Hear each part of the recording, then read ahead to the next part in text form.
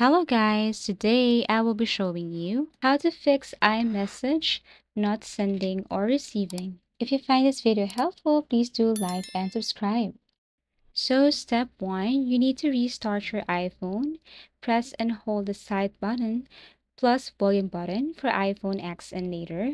Slide to power off, then wait for 10 seconds and then turn it back on. That is the first method. The second one is check internet connection. iMessage needs Wi-Fi or mobile data. Make sure you are connected to the internet. Step 3, you need to toggle iMessage on and off. So go to settings, tap messages, and then you have to locate iMessage right here. Now you have to turn this one off and then wait for 10 seconds, then toggle iMessage on. So basically that's it.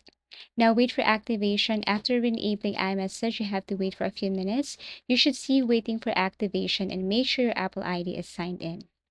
Next, you have to also make sure that the send and receive is okay here. Like make sure your phone number and Apple ID email are selected. You should see check marks beside the correct contact information. Next is you have to make sure that you are using the updated version.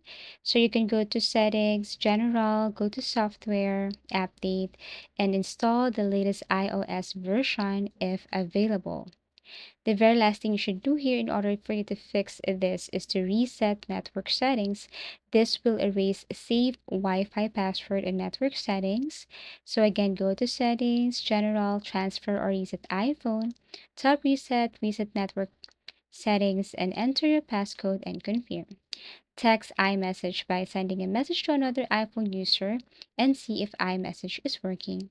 Thank you for watching and see you again in our next video tutorials.